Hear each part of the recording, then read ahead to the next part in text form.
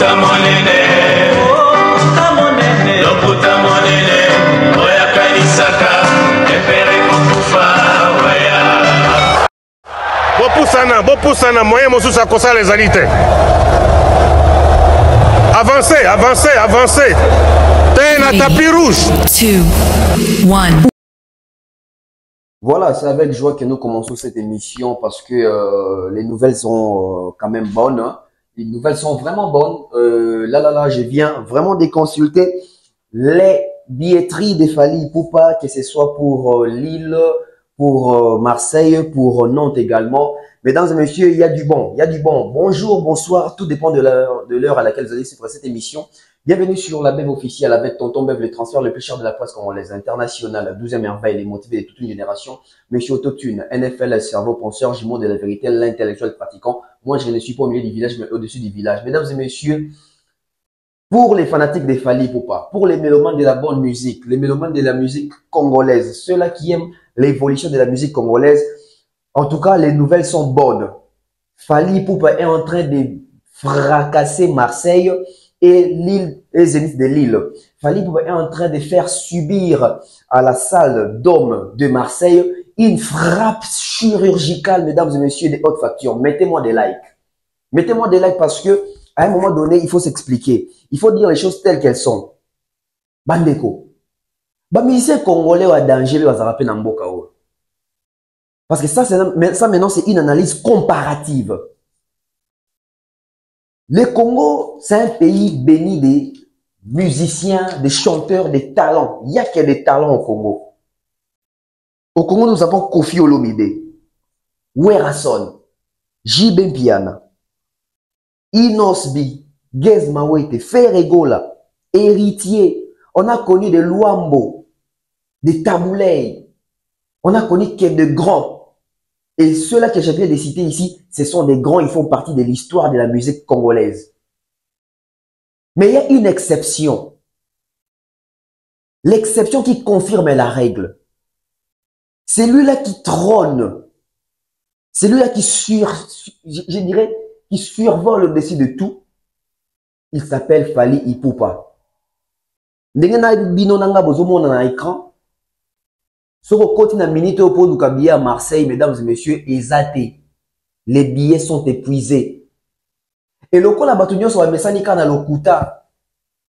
Bazo kanisa, ils ont lokuta. Alors que c'est une réalité. Druyo et Fally sont en train de faire une très bonne affaire. La descente ou l'arrivée de Fally Ipupa à Marseille, Lelo, est boosté billetterie dans des morts au Sakarate au point où est touché même na Zénith ya Lille, dans sur la Nabino Boé. Il y a sold out. Les catégories sont épuisées. Il y a sold out, les catégories sont épuisées. Pour nous connaître les musiciens congolais, Moutou Azongi Selaki Biso musique na poto, Yepeka Rande Moutou. Alors qu'il ne faut ouvrir ma porte, il y a ma province, ma porte, il y a ma ville Moussousou. Kofi Olomide Monelaka à Paris, hein. Jiba Monelaka à Paris. Wera Monelaka à Paris.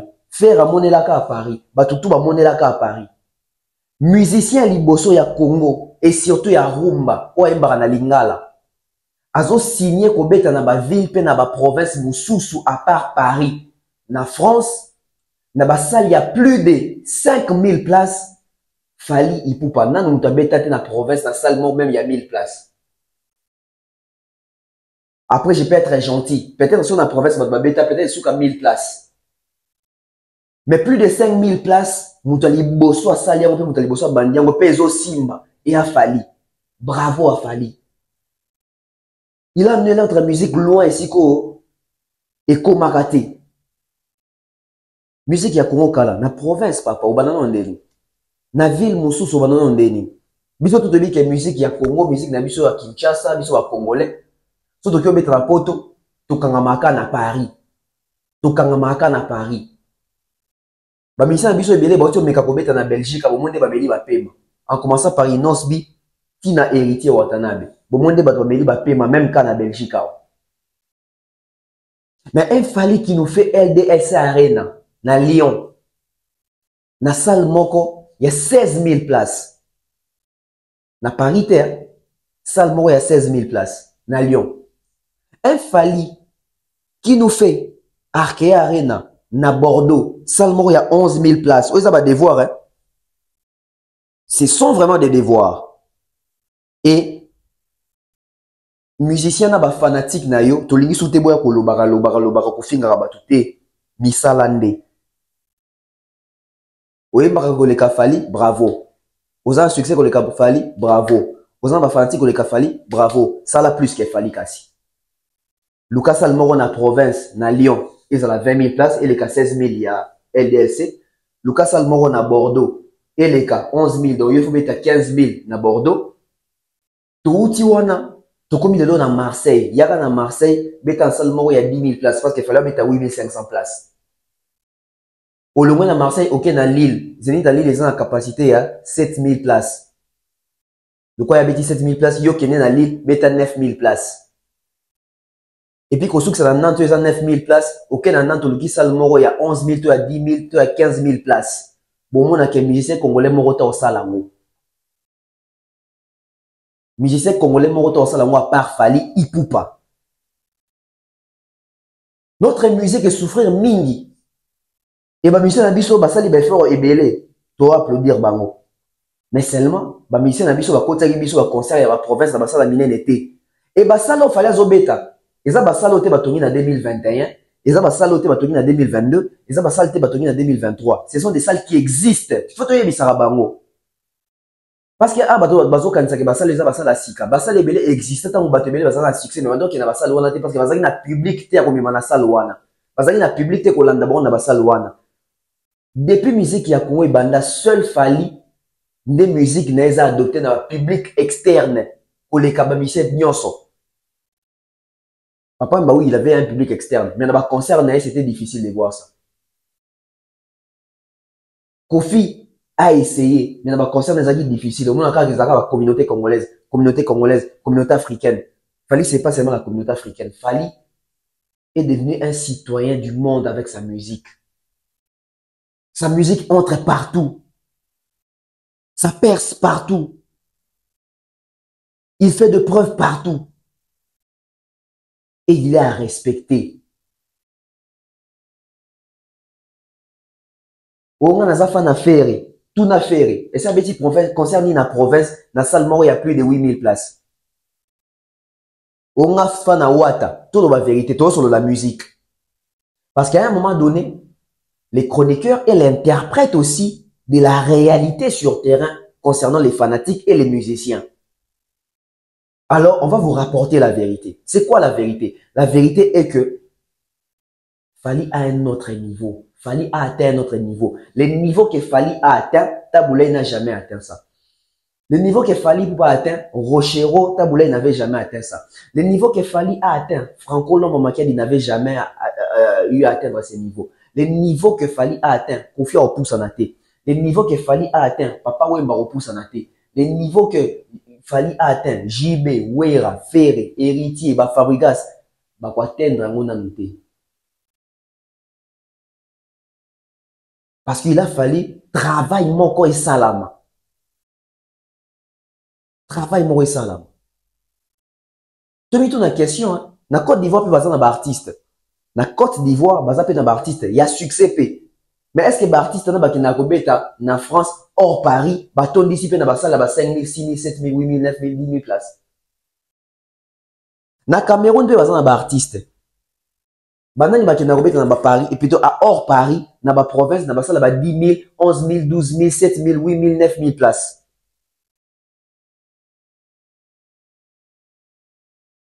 A trouva soli.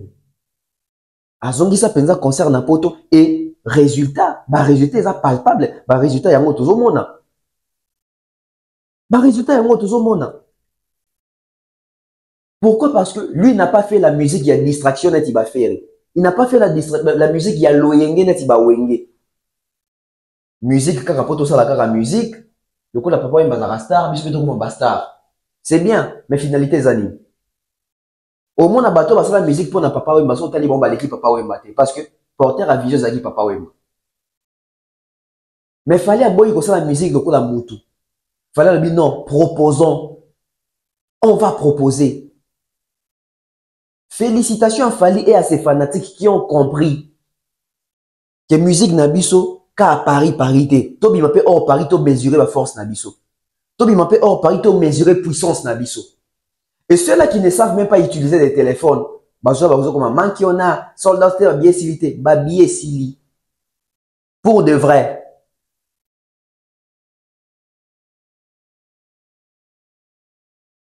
Tout ça qui est une mission à Thierry, to booster ba fan, bo kene ko yemba Fally, bo pese fleur, bo la ça accueil. Harmonie wana kaka ya Fally na ba fanatique, o ezaki lelo na gare, ton Fally a komi. Et booster même vente ya ba billet, même ya ba concert ça sur ya Marseille té. Donc bato ba kena ko son ba billet à Marseille, ba c'est qui na Marseille, ba billet za sous té. Ba bi bon, to rattrapant déjà na ba Lille. Ba ki déjà ko son na Lille. On so so m'appelle déjà na Nantes. La frappe chirurgicale continue. La frappe chirurgicale continue. Conseil Isaac Kalamingité, na Marseille. Depuis Marseille et Banda, nos musiciens congolais bougent à Marseille. Depuis Marseille et Banda, nos communautés congolaises bayoka et lendio bayoki les lote que artiste ya moné na kiti na Marseille. So boza ba image bo la kisa. Depuis musique à Congo Banda, Fally est le seul artiste congolais qui a bougé Lyon, Nangouma, il y a concert, il y a Mounene. Asa les premiers qui a bougé Bordeaux, Nangouma, il y a Mounene. Ba musu batanga na Bordeaux kuna mais abeta ba concert na Bordeaux. Fally a beti a quitté na Marseille au sentir Nangouma. Bon mon effervescence il y a Lille, bon mon effervescence il y a Nantes. Awa tolongwe siko na ba débat na ba discussion ya Paris la Défense Arena. Merci, Zénith de Paris, Olympia de Paris, donc Eiffel, t'es. Toti kanan makambo à Paris. Bongo libanda à Paris kasi. Parce que ce qui se passe actuellement, ils ont prouvé si koyo niveau ya mutu na mutu. Oya kokosa batu na Kinshasa, oya kokosa batu na Kin. Obeta concert na Kinshasa, ofungola la porte, batu ba roya. Mais producteur ni ya kozana na confiance ya kozwayo alongola yo concert ya Kinshasa, alongola concert ya province na Kinshasa, alongola concert na Congo, amema concert na Poto, mais na Parité, na ba ville mususu. Na minute mutaza na profil ya kosala ngota par Fally na musique ya Congo. Na minute mutaza na profil ya kosala ngo azate à part Fally. L'exception, c'est Fally. Faire na minute au aux yeux, bêtise, bah, concert na province, na Port, na France, ou na Boué, Toroyo Kassoni. C'est une vérité. Faire égaux n'a pas la capacité de remplir des salles et de faire des salles de plus de 8000 places, de plus de 7000 places, de plus de 6000 places hors Paris. Faire pour bêta musique, il faut s'appuyer na Fally, pour bêta na Paris, on est la communauté congolaise et tout là. Héritier aujourd'hui a une capacité, on a un profil, on a un bêta hors Paris, à ton discipline à salle il y a 8000, 6000 places. Billetterie peut coûter au centime un engouement. Mais félicitons Fally, bah concert à Fally dans Paris. 2024 Mobimba. Fally bêti na Paris. Fally bêti libanda à Paris. Et tu as eu un retombé, tu as eu un résultat. LDLC Arena, na Lyon, 16 000 places. Il a réussi à ramener plus de 14 000 personnes na Lyon. Na parité, hein? Alors que Batou Moussoussou, na Paris, on ne même pas concert, il y a 10 000 places. Mais Fally na Lyon a mis plus de 14 000 personnes à Katia Sala Lyon. Ça la 16 000, a mis plus de 14 000 personnes. Alors que Batou Moussoussou, va célèbre na Paris. Mais na Paris, ça ne même pas concert à 10 000 places. Faire un appareil à 10 000 places, faire un appareil à 7 000, 2 jours à Adidas Arena. À ça la 10 000 té. Héritier à Outikuna, à ça la 10 000 té, na Paris. Mais Fally libanda à Paris, à Zobeta Bassal, ou Eleki, na capacité la basalle ou ba faire na ba héritier faut baton ça facilement na Paris parce que na Paris toi na forte communauté kuna congolaise ou ekoton ça biso parce que tout le monde est à Paris biso tout. Donc même ba concert ya fali ya ba ville mususu to ya ba province mususu. Et l'équipe ba concert ya ba Paris, ya ba faire ya ba héritier, ya ba Kofi Olomide, ya ba JB, ya ba Wera.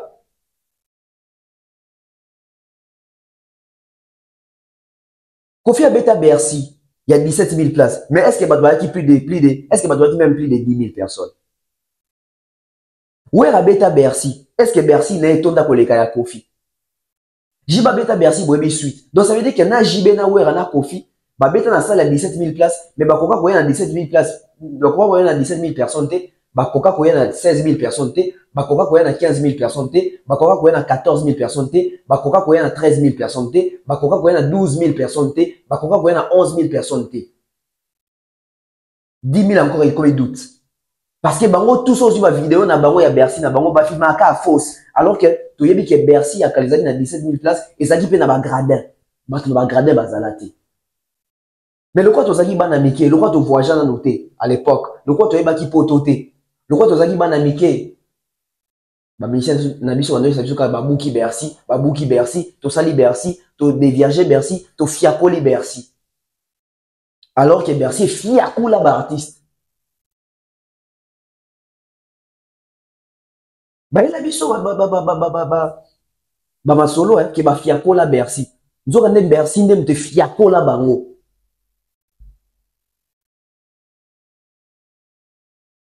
Bandeko. Fallait au sala ba 10 000 places. Au sala ba 6 000 places, ba 8 000 places. Donc Zénith ya Wera même Arkea Arena ya fallait les kiamo na capacité à battre. Arkea Arena une salle de 11 500 places, fallait a pu ramener plus de 9 500 personnes là-bas. Donc ça veut dire que même concert kaka ya province, donc concert ya ville wana ka ya Bordeaux. Concert ya Bordeaux ya fali et l'équipe Zénith ya Wera. Pour Zénith ya Wera, Zénith en a 6 800 places. 6 800, 6 400 places.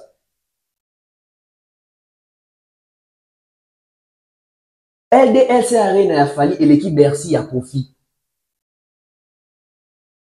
Parce que Bercy a Kofi, sur le taille une image, et ça la 17 000 places, mais tu ne vois pas 17 000 personnes à Kati. Ce qu'il fallait a pu ramener plus de 14 000 personnes. Ça veut dire que Bercy a Kofi, on allait dans 10 000, 11 000 peut-être personnes. Donc ça veut dire que même LDLC Arena a fallu et l'équipe Bercy a Kofi. Alors que Kofi Bercy les a à Paris. Si quoi déjà à Paris, bah Michel a dit sur besoin qu'on ça même pas ça là 10 000 places, on peut dire 10 000 places, 10 000 personnes. Bon ça va qu'il y a dans la province aux Andes. Ça va qu'il y a dans la province des Andes, ils ont la humiliation, ils ont la Sony. Mais je pense il faut pas saisir opportunité. Le coup là bas diembe la kana effervescence ya mulunge ya moto ya mupepe ya fali. C'est le moment d'en profiter que bon me capé ko tchana ba concert na ba province, to na ba ville musu à part Paris. Au moment où fallait un succès à zobeta ba concert ngwezo simba na ba Paris et plutôt hors Paris. Bon me capé ba concert hors Paris, 3 000 places, 2 000 places, 5 000 places, bon me canon pe ba niveau na bino. En tout cas 2025 débat aux alaté autour ya ba salle na Paris. 2025 débat aux ala autour ya toujours mesurer mutuna mutusiko hors Paris. Ça veut dire hors Paris, chez la biso salle moro il y a plus de 5 000 places. Ça veut dire que na France hors Paris, chez la biso salle libanda ya Paris. Pour chez la biso salle na Paris té. Heureusement na concert no mort na Paris oui, mais créer les biso siko ba date pe ya hors Paris. To mesurer capacité na total la soki bat ba Hollande yo, peut comprendre soki musique na yo et ko benda batuto musique na yo batu baro se déplacer ba landa yo. Parce qu'apparemment biso tout le monde est Paris mingi. Oui, tout le monde est Paris mingi. À un moment donné, tout tika siko pe Paris. To ke ko mesurer force ici comme sous. Marseille ezali, Toulouse ezali, Saint-Étienne ezali, ba Nantes ezali, ba Lille ezali. Il faut qu'à fali. Tant on veut nous qu'il fallait l'équipe bino boyer ko lo baketo. Toujours comme ça. Non, c'est pas le fallait l'équipe bino. C'est palpable, il fallait l'équipe Bino. Abeti va concert nan à Paris, Abeti va concert Libanda à Paris, on a vu des résultats glorieux, des résultats dignes d'un artiste, à célébrité, à fanatique, à nzembo, à répertoire, à jouir de notoriété. Banalise comme si ya boye, ya ko rappeler bato à l'ordre. Ce que tu bosa tu éveillé, c'est le moment bino ba fanatique boy sa artiste na bino ba profiter na chaleur ya fali o ya ba province, ba mo pas qui ne robeta ba concert na ba province, même si robeta na ba même salle qui est falité, mais ba meka ko banda quelque part. Sorry. Parce que tout a un début. Ba meka ko banda quelque part, ba meka ko fonctionner quelque part. Ba meka ko fonctionner, ba meka ko ça la part. Tolembi bino na Paris, tolembi bino na Paris. Boke ne ko conquérir pesika mususu. Bozo ninga bobeta basala ngo minene me bozo na ba fanatique te. Bino okazi ba fanatique bazo bango wapi. Na ba conquête, na ba évangélisation. Bozo kene na chaque province bozo gagner ba am ya sika, bo gagner batu ya sika. Bino bozo ka concentrer na Paris. Pourquoi? Parce que boyebi ke na Paris nde Congolais za mingi. Bino misika me bobeta ngo ya Congo ya ba Congolais kaka. Misika bobeta za pour na communauté congolaise. Non, à un moment donné, il faut tout changer. Il faut tout mettre à niveau. Il faut tout mettre à cap. To lembi bino na Paris. Bobete libiso mingi na Paris. Bosa neti moninga na bino. Bosa neti fali. Abeti Lyon. Abeti Bordeaux. Abeti à Marseille lelo. Le 22, abeti la biso na Lille. Le 7 décembre, abeti la biso na Nantes. Donc, fallait ça maintenant que 5 provinces ou 5 villes en France sans Paris. Michel ni à Congo Kobeta 5 concerts na France sans Paris. À Koufa. Vous n'avez pas les niveaux. Les artistes congolais bon réussir niveau, bon matisse niveau. Parce que ce qu'il fallait en train de faire, a établi peut-être différence entre Yenabino. Il vous montre qu'il est différent. Alors, la Xabino, on a Moussa. Alors, là, on filme la binoté. Alors, la Xabino, et si on a commis, boyate. Au Tchetembe, ya robeta. Lucas Salmora, 8000 places na ville, Moussou, à part Paris, beta batalayo. Ba fanatique, ya ba ferre, ya ba héritier, ya ba kofi, ya ba wenge. Beaucoup y a dit dans les commentaires, lokuta, soldat a manqué on a. Eza soldat ya solo. Eza soldat ya manqué on a. Boye, sa artiste na bino, ba meka robeta bino ba salle. Or, Paris, na France wana basali ko bana na 5000 places mata bo mona nde ba leader la bino ko yina bino bo mona nde ba jour à concert ba okosa na biare ba okosa na mitu pasi ba musicien mo bima bakama Paris oui bo profiter rapport qu'on faire ça c'est ma casse bo kende na province bo kende na ba ville mususu. Azongi se musique na poto bolandi bokomo beta na poto au lieu bozata reconnaissant vers ye bokomo ko lukabo diaboliser ye lokola bolandi po azongi se concert na poto azobeta ba concert ngo azuka ka na Paris te abeta pe na ba ville mususu bokende pe bolandi na ba ville mususu bino moko bo comprendre que vous n'avez pas les niveaux de famille. Il faut respecter chaque personne na titre na qualité na niveau na les niveaux qu'a fallu. Le niveau qu'a atteint Fali, il faut qu'on puisse se dire les vérités. Les artistes congolais, basés dans nos prêts, on sait dans ma campagne, on sait dans ma province, dans ma ville, Moussous. À part Paris. Tout le monde est là, Paris. Tout le monde est là, Paris. Producteur Andima, Mizembo Monaye, Drouyo Andima, Mizembo Monaye, pour bêter ça Fali, hors Paris, ça veut dire que Drouyo a yebi niveau à Fali. Ça veut dire que Drouyo, à mon somme, il a fallu na Paris la défense arena. Et ce qu'on peut juger, ce qu'on capacité à fallu bien. À part Paris la défense arena, donc qu'est-ce qu'on a la ville Moussous? Et besoin on a un résultat. Chaque ville au fallait ils ont une frappe chirurgicale. Et au vrai sens du mot, hein. Au vrai sens du mot. Moi, il artiste Nabino, battu Nabino ba date hors Paris. Et puis, vous avez bien en total Nabino. Vous n'avez pas la popularité, vous n'avez pas la musique, vous n'avez pas des répertoires. Vous avez la musique ancienne. Vous êtes archaïque. Et ça, vous avez un répertoire en lambeau. Vous avez un répertoire qui ne ça même pas.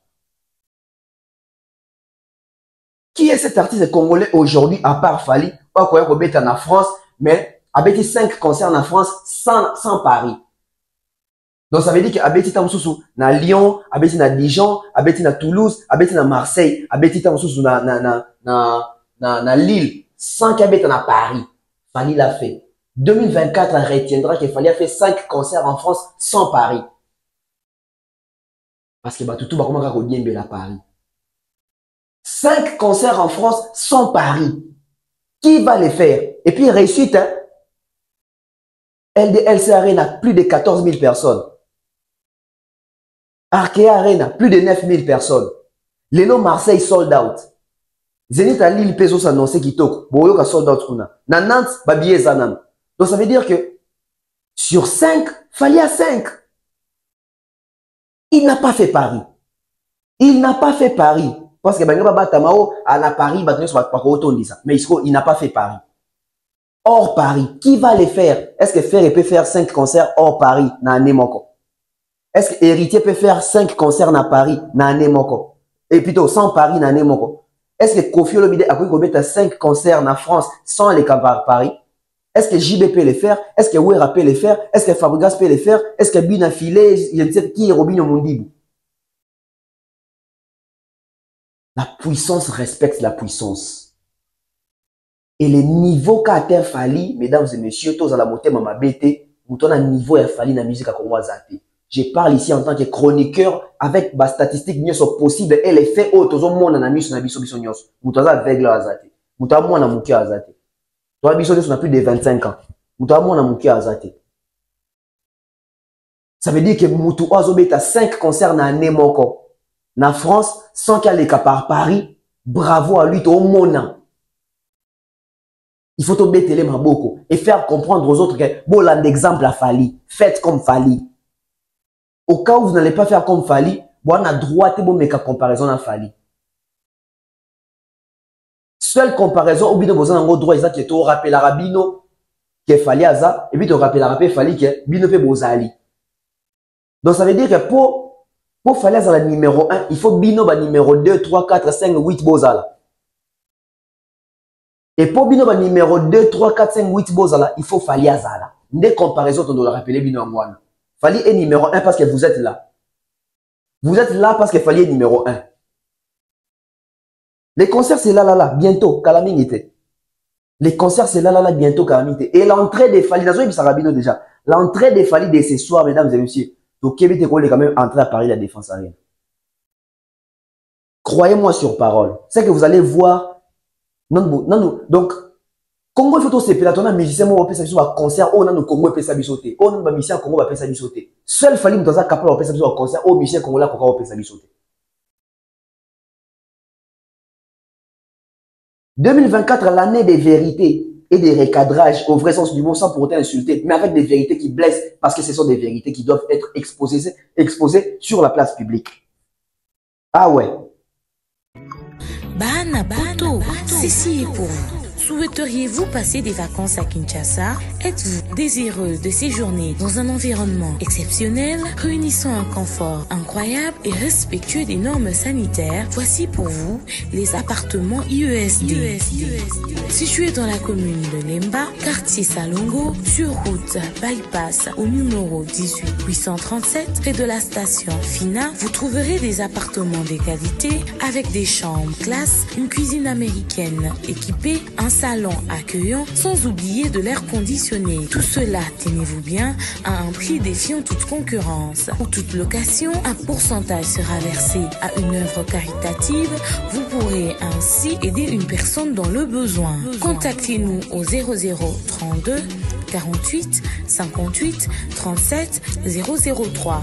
Important à savoir, durant tout votre séjour, vous n'aurez pas des problèmes d'eau, d'électricité et vous aurez accès à des chaînes câblées ainsi qu'à un Wi-Fi en permanence. Les appartements de l'ONG IESD, la qualité de l'Europe en RDC.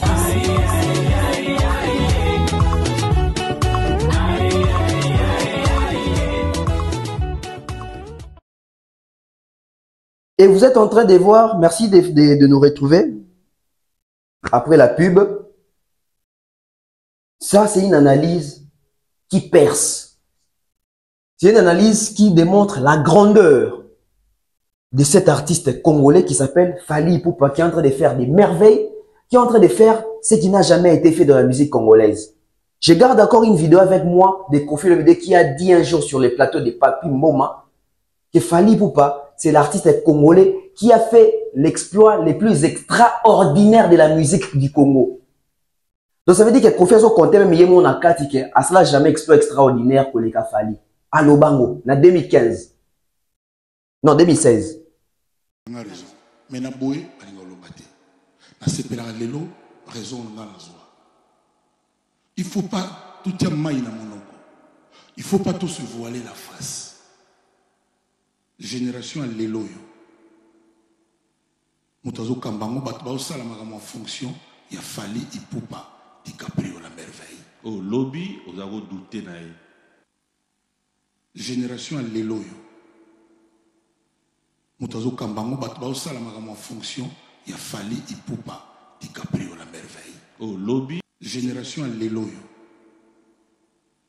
Moutazo Kambango, Batbao Salamagam en fonction, il a fallu Ipupa, DiCaprio la merveille. Oh, lobby, vous avez douté naïe. Vous doutez naïe?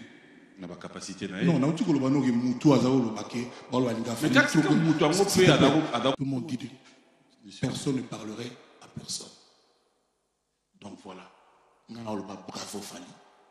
A honorer Congo, aza ko honorer ko batika, abloko renet ko sa ko ignorer ko nini non non. A sali progrès le plus extraordinaire de la musique ya ba star là. Abloko renet ko sa ko ignorer ko nini non non.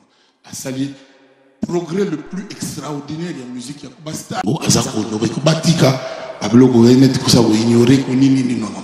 A sali progrès le plus extraordinaire de la musique ya ba star le ya solo parce que dans le banda Congo tout ça combien. Monique que la star a solo ya to kinangola ko Angola l'autre so bengi kaka de ka batwala go toyebi. Mais kina ko beta siko na Zambie mutuma lo bangla benga ba public ba senga yeye kina na Ghana kina na Basimba kina na biso kina Malawi c'est-à-dire to naïba ya mutute.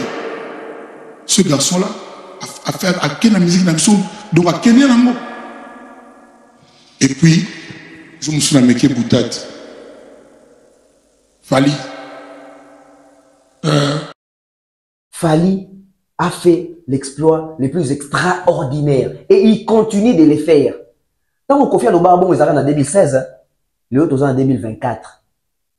Ça veut dire qu'il y a 8 ans après, Fally continue de nous donner exploit moroté, mais exploit extraordinaire.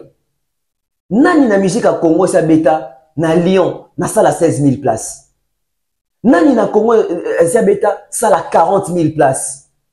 Na Poto, Paris la Défense Arena. Nani na Congo, c'est disque d'or. Na France, certifié na SNEP. Nani na Congo, c'est disque d'or, export, pour un album Rumba. Nani na Congo, c'est disque de platine, export, Tokos 1. Pour un album autre baka international ou album urbain. Nani na Congo va bénir na Champs-Élysées 2 fois pas président en France. Nani na Congo basi ba luka et pas Obama na 2014 pour na sommet mo aux États-Unis. Nani azongi sa musique ya Congo na poto. Nani azongi ma drapeau ya Congo koleka Fally lelo. Personne. Depuis musique ya Congo et bandati lelo, Fally c'est le GOAT, les véritables. Fally c'est pas un GOAT à bêta trilogique en Akata France. Fally c'est aussi ce GOAT là qui a fait la trilogie et Zoé Banete. Fally trilogie n'est joué 21 jours. 21 jours et puis il y a 3 pays différents. Toboy ba trilogie a les mêmes pays pendant 3 ans. Et la même ville pendant 3 ans. Olympia, Zénith, Bercy, nous sommes à Paris. Nous sommes en France. Mais où est Paris la Défense Arena boy? Na France. Ovo Arena, Angleterre. ING Arena, Belgique. N'est-ce pas ça combien? 21 jours. Et puis il faut qu'il y ait capacité à la salle. Paris la Défense Arena, 40 000. Ovo Arena, 12 500. ING 16 000. Et à Souki Wanate, LDLCR à Lyon, hors Paris, 16 000. Arkea Arena à Bordeaux, hors Paris, 11 000. Vous avez capacité à salle. Et Lelo, Napokwa Awa, Marseille, 8500. 8500 places. Et le 22, 7000 places dans Zénith, il y a Lille. Vous avez ta concert à Lille, dans le public ni. Et le 7 décembre, dans Nantes, 9000 places, Nanya Romeka. Ce ne sont pas des trilogies concentrées sur un même pays ou dans un même pays, sur un même sol. Non.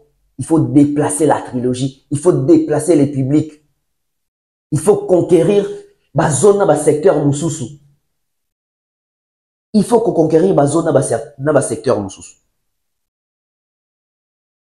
Et nous sommes eza maman na musala au fallait à sali banda droit chemin révolution dans notre génération ko changer bete la musique ko changer et yembeli ba texte attrayant pour attirer notre public. Si jadis badondo kaka songae mon amour zongae magali na maboko pulele na kozela yo mama tobalana na yo. Mais fallait pena quoi bouki musique. Oh panza sango ke yo somo kwa bolingo na lokota kati baso yo bwaki na mabele na melaka na ntana yo pesa. Et ces changements là, ba fragment wana, ba métaphore wana, ça veut dire que il faut atteindre kaka litoi. Ya bato ba ka peso surumba kakate. Et soki ka wana te boy fali aye koli français, abongisi français nae, a soigner image nae, vestimentaire nae, discours nae, sa façon de danser, sa façon de chanter, il est unique. Et lelo boti o eboti. Et lelo musique ya Congo et kanga maka pona ba combattant. Ce qu'il fallait azaka na comportement ba musicien congolais, so fallait azaka na ba vision ba faire. Mais musique ils ont na pototé. Musique ils ont na poto parce que Fally a un comportement différent des artistes congolais.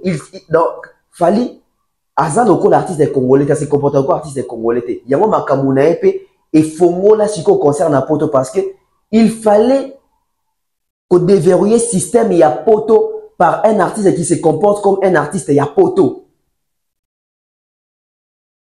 Non, je viens de on attend les concerts, biso nyonso biso total on anzela live, bao bazan na 4 salles, concert malamu na bino.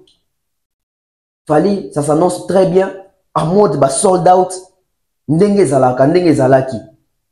Et le Kumu ya Congo, et nyonso cap sur ouvert les stades de France en 2025. Merci à toutes les personnes qui ont été connectées, merci à toutes les personnes qui ont suivi. Tu continues à landa, tu continues à partager, tu continues à s'abonner. L'information en temps réel, trop c'est la moutouté, trop c'est la moutouté, trop zappé contre la moutouté, mais trop la vérité pour mon kilé. Webi ko c'est la téléphone te, koko ta makambo te. Webi ndenge batala ka soldat na site te, koko ta makambo te. Nano somba bien en ligne te, koko ta makambo te. Musicien non na beta na province te, ko ya ko fungola mbanga te. Yebisa na beta na province na salle monga plus de 5000 places. Challenge ya 2025 yango. Aucun artiste congolais sans une salle hors Paris à plus de 5000 places en France. C'est le défi pour l'année 2025. Bozan ba concert na Paris to boité. Mais pour to bengo artiste à solo, tu as concert na province mo ou na Paris. Ton na ville, puis ton na province mo ou na France, ton na ville mo ou na France et batoupe baya. To katelipe montant. Ça les bandes à partir à 5000 places mata. Pour la comparaison, on dirait comme abusivement. Donc, on a une comparaison concrète. To sunga, ba o ba ça la fort. Fallait ça la fort rebelle. Il faut te reconnaître le fort on a. To bolon biso batu. To tika ko ça ba mascarade. Ya et si quand ça fallait rebeter à coton de ça, faire pas aucun coton de ça. To tika ba débat wana. Mutu a débrouiller sikoy. Fallait wana zo bunda yemo zo beta ba province wana.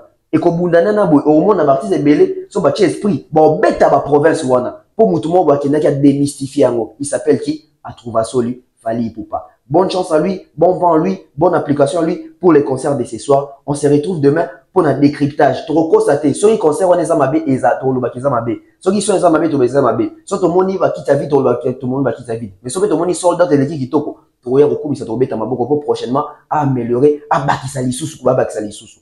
Et ça va bien pour la culture de la musique congolaise. On se retrouve très prochainement. C'était Tonton Web, les transferts le plus cher de la presse congolaise. Bye bye.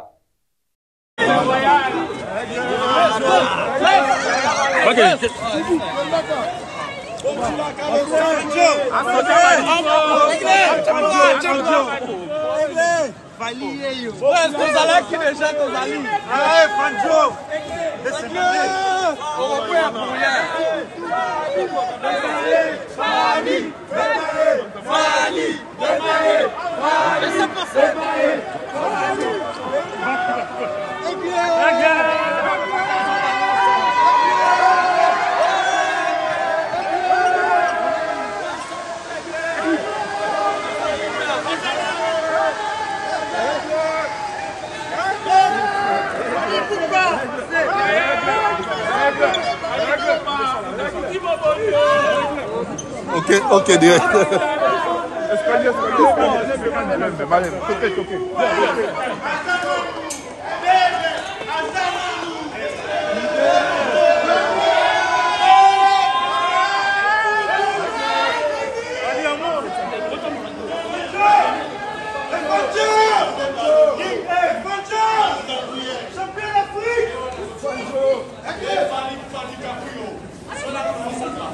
Vous avez ça.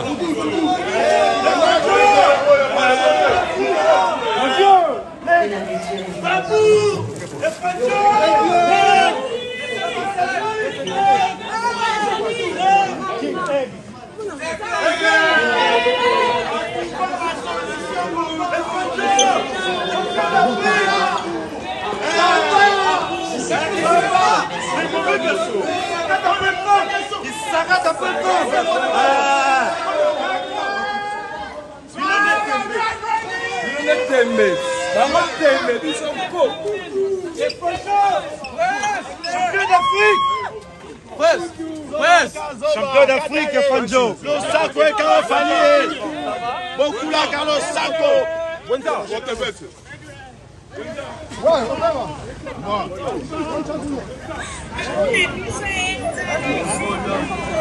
Beaucoup là, Carlos Sako et Kawe. Obiso va mort dans le bilo Sako. T'as vu Fali? J'ai vu Fali en fait. J'ai vu Fali en fait. Ouais, t'as touché Fali? J'ai touché Fali. Ce soir au Dôme. Oh. T'as pas touché? J'ai pas touché, j'ai eu peur qu'on tape, wesh. Ah bon? Et j'ai eu peur. Pourquoi pas peur? J'ai pas touché. Mais tu l'as vu? Tu l'as Fali? Tu seras ce soir au Dôme? Bien sûr, fausse off. Ok. Fausse off. Yo, le Sako et Kawe Fali. Le Sako et Kawe Fali. Le Sako et Kawe Bokulaka. Simon Eric. Bokulaka. Fali pour pas DiCaprio, yo, to bandai kozela yo a na carte sa voiture. Donc il y a rien à dire. Voyez Warrior, faut l'anda papou. Voyez Warrior, faut l'anda moi, vous l'en avez partout kende. Yo on a vendre sucre. Oui.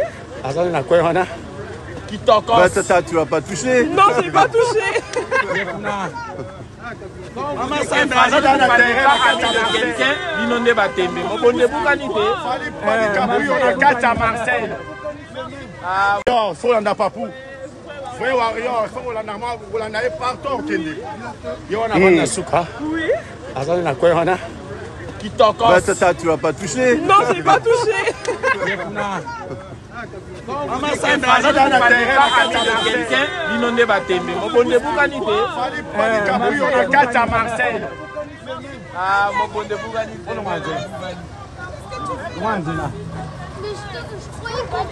Non, attends. Le Sako est... Fanzoé. Yabo et Bazou.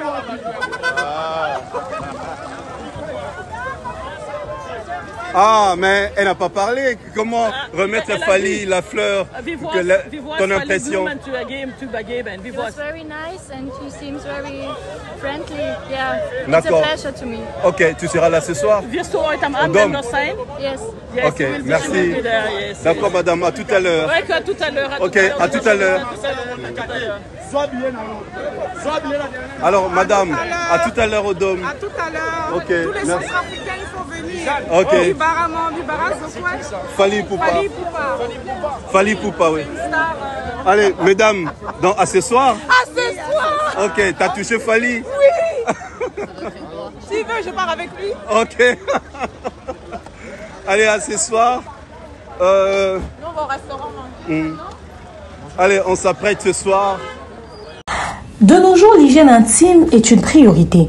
Voilà pourquoi Maliane vous propose des produits d'hygiène intime à base des plantes naturelles testés et approuvés dans les plus grands laboratoires dans le monde. Maliane vous propose des thés de fertilité pour hommes et pour femmes, de thé pour bain à vapeur after accouchement pour soulager les maux de dos, gel intime pour hommes et pour femmes, produits pour les règles douloureuses, fibrome, endométriose, polykystie, myome, resserrement du muscle du vagin, trompe bouchée et j'en passe. Vous avez également des produits qui vous aident dans tout autre type de soucis gynécologiques que vous pouvez avoir. Ceinture abdominale, vous avez les protège-slip, les bandes hygiéniques et tous ces produits sont disponibles sur notre site www.maliane.com. Passez vos commandes à travers notre numéro affiché directement à partir de notre site et vous serez livré partout dans le monde. Maliane, pour une hygiène intime parfaite.